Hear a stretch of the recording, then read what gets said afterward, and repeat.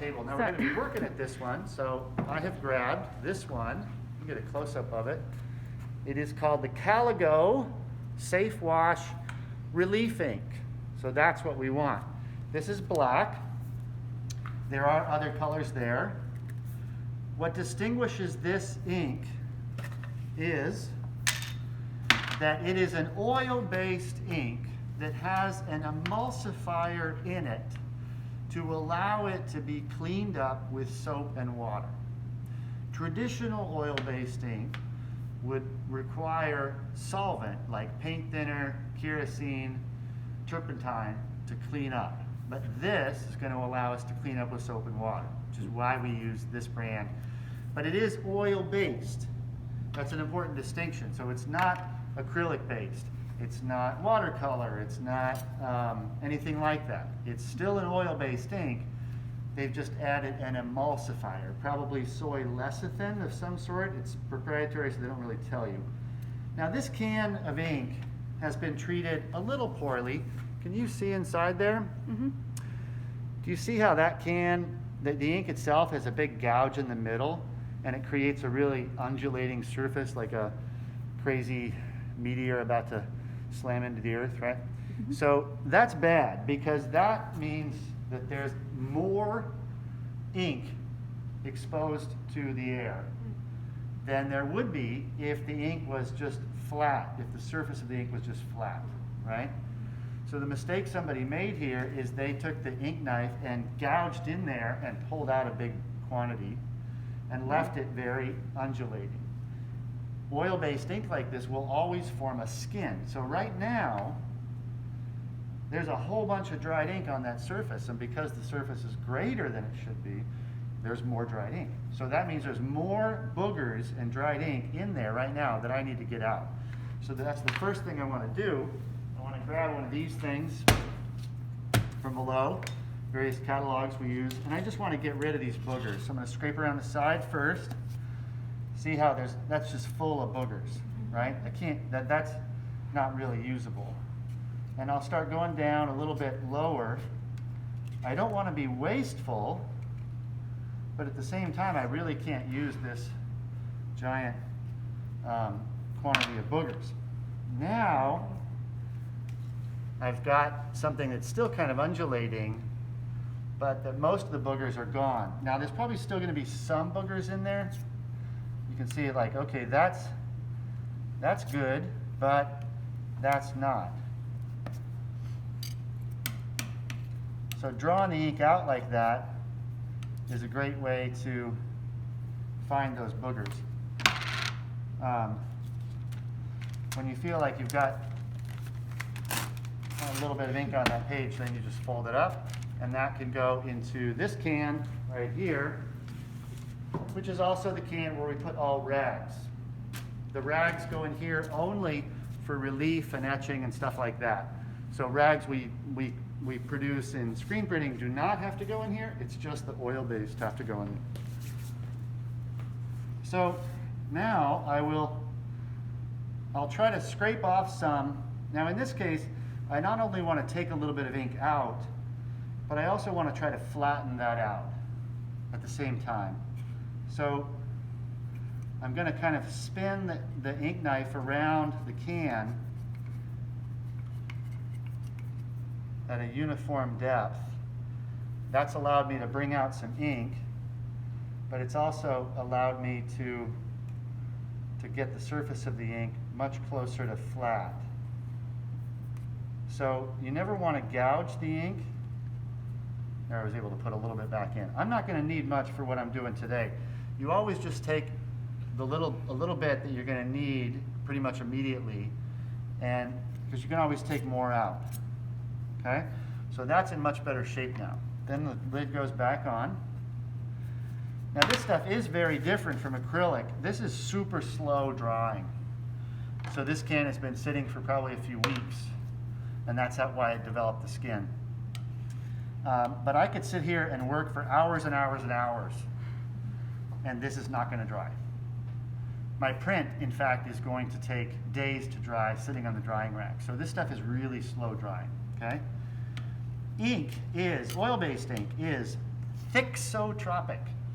It's hard, maybe you're not catching all those consonants in that word with me wearing a mask. Thixotropic,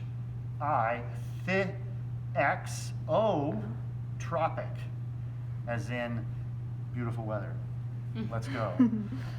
So thixotropic is this beautiful word, and all it means is that it loosens up and gets softer when you work it, like your kneaded eraser and silly putty. So when you first take oil-based ink out of the can, you want to just kind of work it on the glass for a minute, and that's going to loosen it up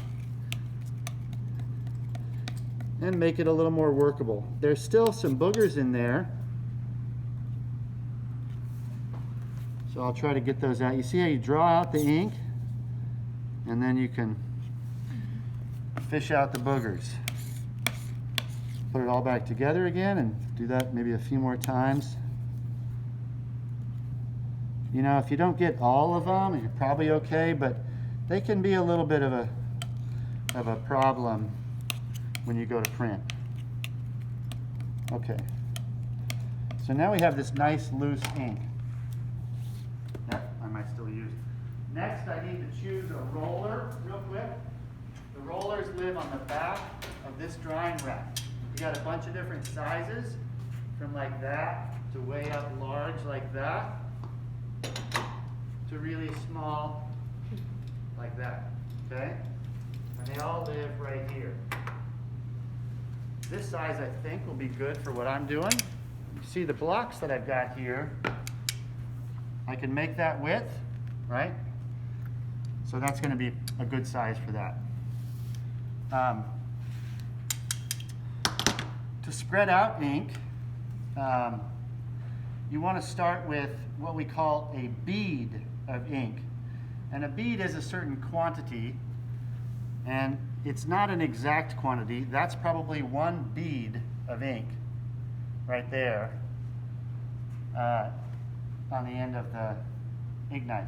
So start with about a bead. Figure out where your reservoir is going to be on the glass, where you're going to roll the ink out. And you want to start by taking this, going almost perpendicular to the glass, and going across like that. If I lower the ink knife and do that, I deposit all the ink on one side and not evenly. That's why you keep it close to vertical, and you just keep scraping across until the ink on the ink knife is all down on the glass. So now you have this more evenly distributed. You can see that the roller has this casing. That's for setting it down. You never ever set a roller down like that. Even a few minutes setting like that can create a temporary dead spot in the roller, which can affect how the ink rolls up on your block. So you always set it down like that, and you never set it down on the edge of a table. This is actually a pretty expensive piece of equipment. It takes a lot of time and money to manufacture this rubber, this polyurethane rubber, into a perfect cylinder. So this is probably, I don't know, 250 bucks right here. So if it falls off the table and whacks the edge of the table or something, it can get damaged really quickly and easily, and that's expensive. So set it down away from the edge of the table, always with that housing down so that the roller's not in contact with the table. Then when you go to roll, you flip it, and you see the way I lift it and let it spin a moment before going back the other direction? If I simply go back and forth like this and never lift it, I'm not distributing ink, because the same roller, the same spot in the roller is hitting the same spot on the table every time.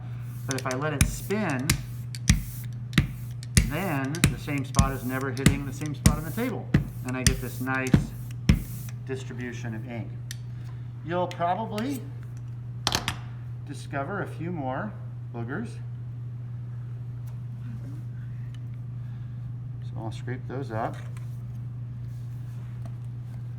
Now what I'm doing today, all I'm doing is transferring information from one block to another. So I'm not doing like a fine print. So I'm going to do a little bit more ink than I normally would. And also, I can be a little sloppier than I normally would. You tell the quantity of the ink on the glass in two ways. By watching the way light plays off of it immediately after rolling. So immediately after, you see that it's duller, and then after a moment it gets a little bit shinier. That's because as soon as you roll, there's all these peaks and valleys to the surface of the ink. And after a few moments, those peaks relax a little bit, and so the surface gets a little shinier. The other way you know is by sound. So if I have way, way too much ink, it's going to be a cackle. Watch this. It's really loud. So I'll know from across the room whether you've got too much ink. And if I don't hear anything, I know you have not enough ink. So I'm going to go ahead and scrape that off, because that's too much ink.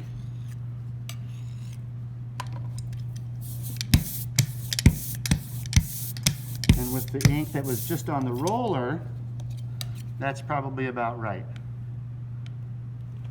If you have a booger that's on the roller, be careful. This is not sharp, but it still could puncture the surface of the rubber. You don't want to do that.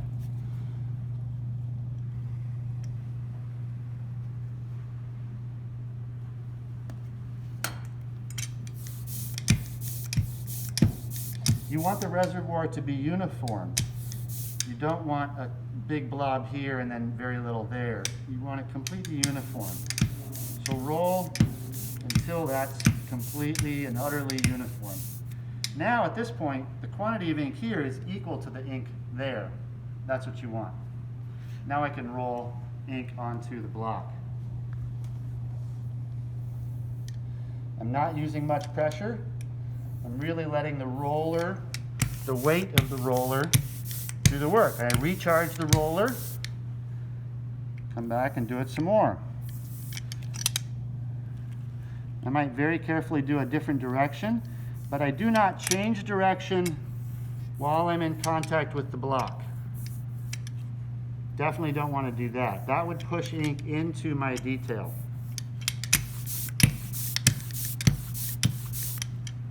And I'm going to finish with big broad rolls across the whole thing to make sure that the ink is as uniform as possible. I want to roll enough that now the quantity of ink on the block and the quantity of ink on the roller and the quantity of ink there are all equal. So you don't control the quantity by how you roll. You shouldn't anyway. If you are, then you're doing it wrong.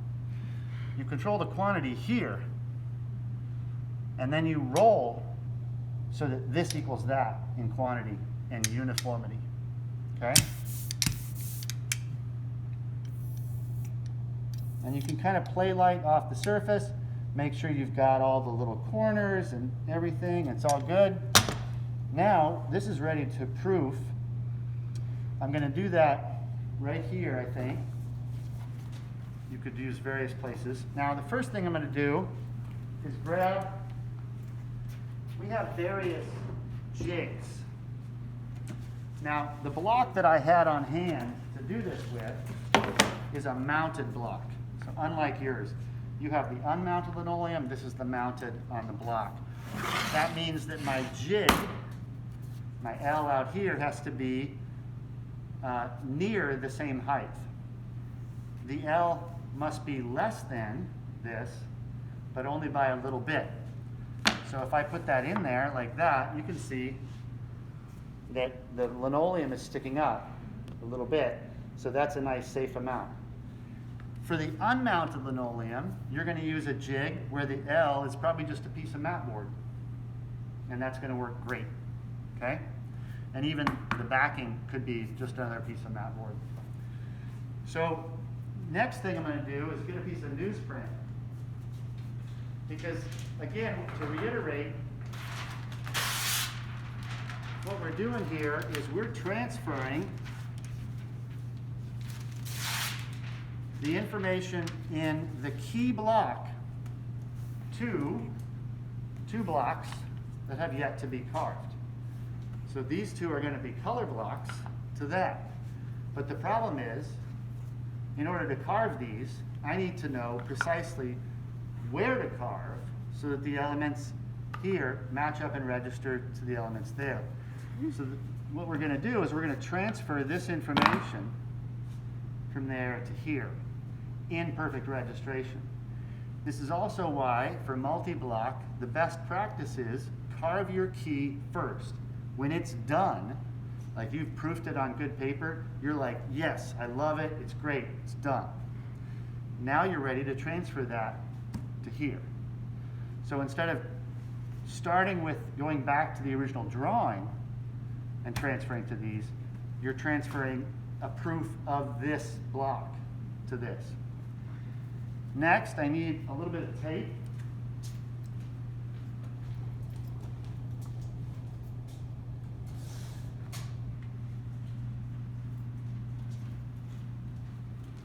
I just need to make sure that the newsprint is not going to move after I put it down. Now, this is not a proof I'm going to keep, so it's not, I don't have to worry about margin or anything like that. Now, once down, don't move it. I might barely rub with my palm just to get the ink to function a little bit like a glue so that the paper's kind of stuck. But now I'm going to go ahead and tape this down. I'm going to tape it really mostly just on the one side. I could really actually just do the one side. And that way I can flip it up and back down. Because if I put tape over here, then I'd have to take that tape up to flip it up. So I might start just with my hand. Already you can start to see a little bit of ink kind of start to come through the paper. And then down beneath here, we got this little box right here of a few printing tools. And we're just going to rub with a wooden spoon. We're going to rub with the convex side, so not the concave side of the spoon. And you can see on the convex side that it's actually quite burnished and smooth from being used. If I play light off the surface, you can really see how that edge there is nice and smooth. You wouldn't want this edge to be sharp as it changes angle. That would be really bad. If that were the case, we would need to sand it and get it nice and curved. So you're just going to hold it like that. I'm going to start in the middle.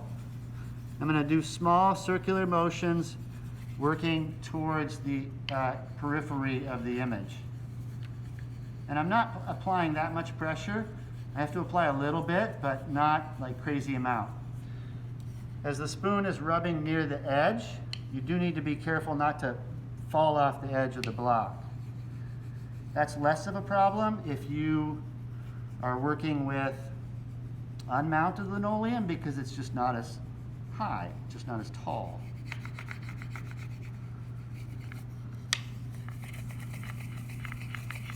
And you see a little bit more of the ink come through. When you print this way on Japanese paper, for your actual good prints, you'll really see the ink come through the paper, much more than you will even the newsprint. But in that, you can sort of use that to know where you have applied enough pressure and where you have not.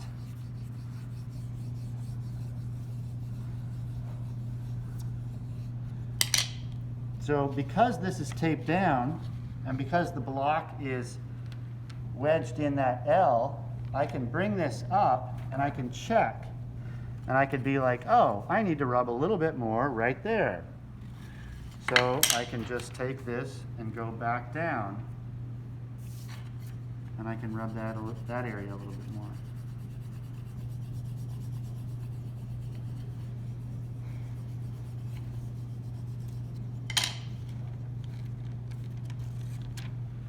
Now, if this were a finished print, I would say, this is still too salty in here.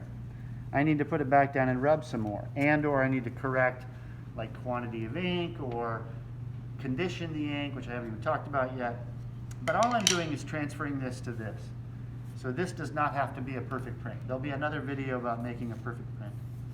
So I'm going to take that block out, take an uncarved block, wedge it in perfectly so it's in the same position that was. This comes down, and you just do the exact same thing again. And that wet ink on the paper is going to transfer over.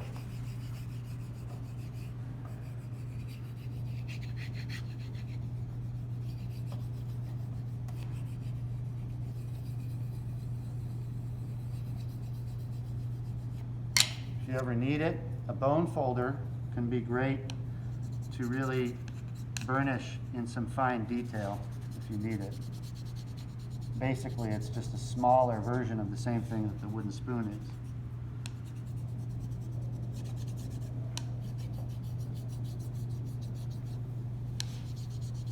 You can see I've got one hand that's kind of helping to hold down the newsprint.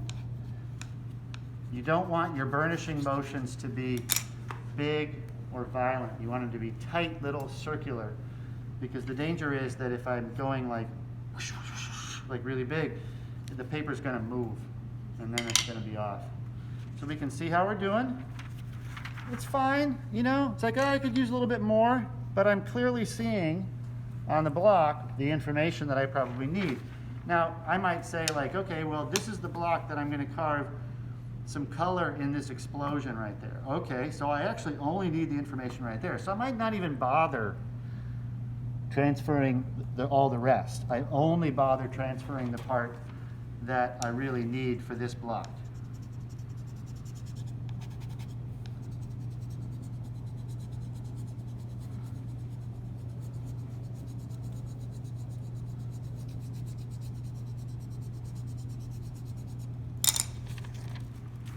Okay, so that one's going to be the explosion.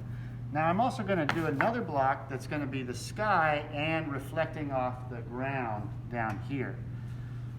Now probably the ink that was easily going to transfer from the paper is already on that block. So if I transfer this, it'll probably work, but it'll be much dimmer.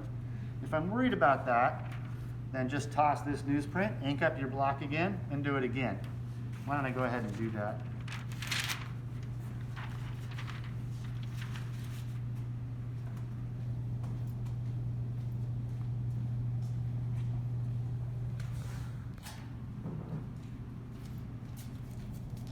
So, very briefly, recharge the roller. If I need to, I could add a little bit of ink. Maybe, you know, less than a bead. That's maybe a third of a bead. Maybe go to like half a bead. Don't need much.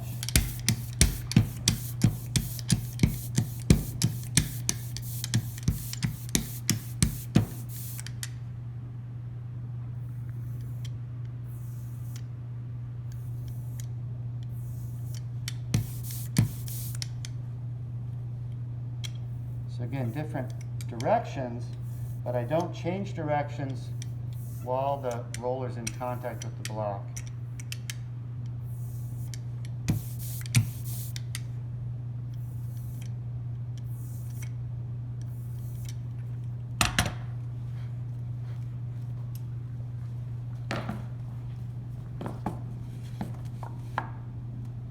Your jig, it's important that your block, that your L is a perfect 90 degrees and that your block is a perfect 90 degrees, so that when you put it in there, there's no wobble. If there's wobble, you have to make a decision about, well, which side am I going to defer to? I usually defer to the long side. So if this did have wobble, I would put it in there and then I would push it parallel with the long side. But far, far better to have no wobble at all. So again, once it's down, don't move it.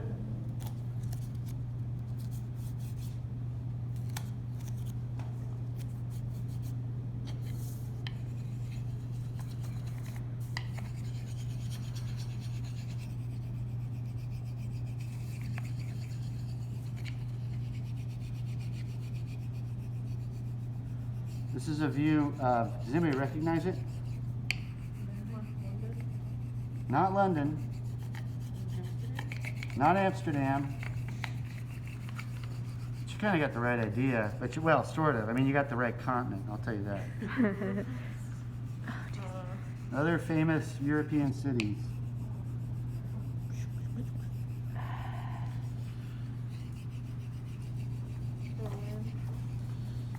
Berlin. I was just Dove about to nata say la Berlin. pizza? Italy? Sorry? Italy? Italy, but that's a country. Oh. Wait, is that Florence? Rome?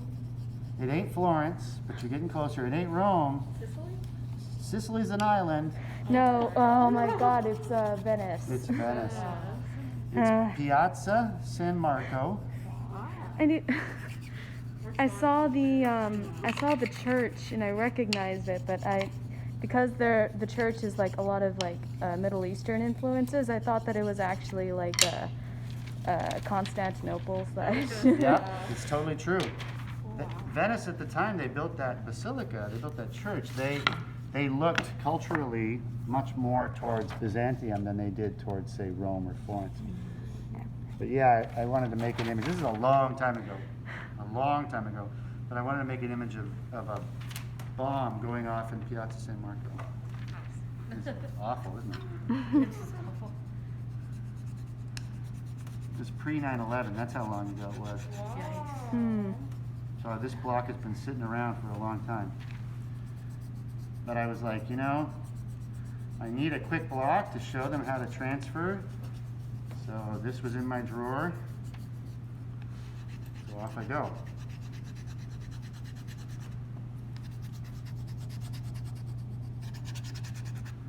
Now in this case, I want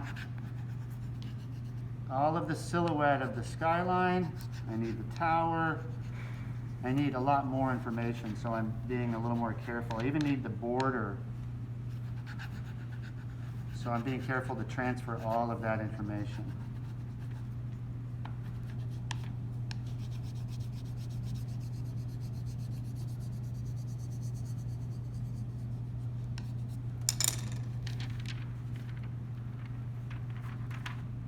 Okay, it's a little weak. You can really see the gesture of the tool. So I'm going to keep transferring a little bit more.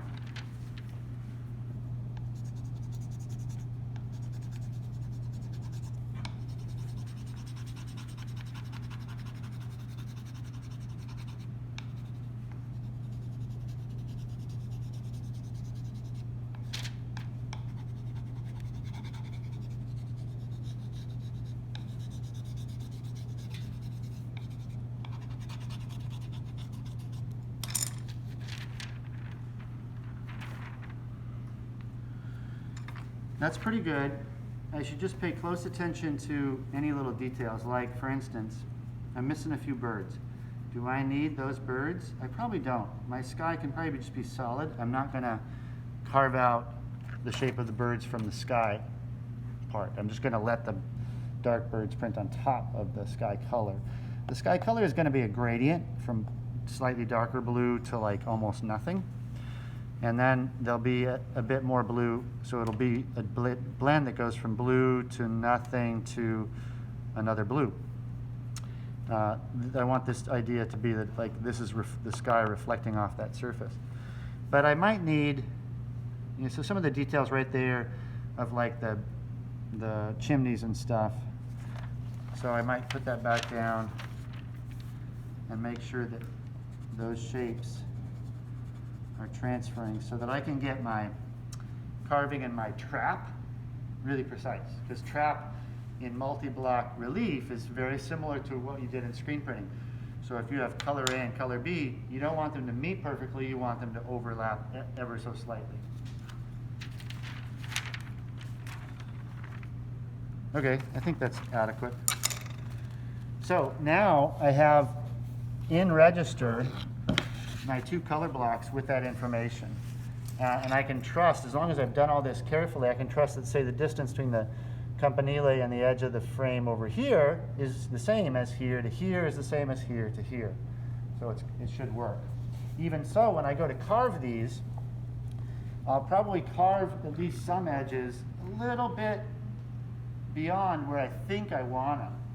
So that when I proof this, I can see like, okay, I need to shave this edge in a tiny bit. Because in relief, you can always carve more away, but you can't put any material back, right? Now, the only downside to this method for transferring is that this ink is wet currently, and it's going to remain wet for a few days. So if I rub my hand on that while carving, it's going to smear the ink. Also, because of the nature of the oil-based ink, if I try to draw over it with a Sharpie, it's just going to clog the Sharpie. So that's not an option either. So usually what I do is I will start very carefully carving the edges that I need to follow the ink. And I'll try to do that without overly smearing the ink. Now, if I can, what I really want to do is just let this dry for a few days. But if I don't have that time, I'll just carve the most important parts that I can't lose from smudging the ink. Once I've got those, then I can either wash off the ink entirely and finish carving, or I can let the ink start to smear a little bit. This ink is not a health hazard in and of itself. If you get it on your skin, you just use soap and water to clean it up. Okay? Same thing as you do there. Now, let's do a separate video of the cleanup. So go ahead and stop video.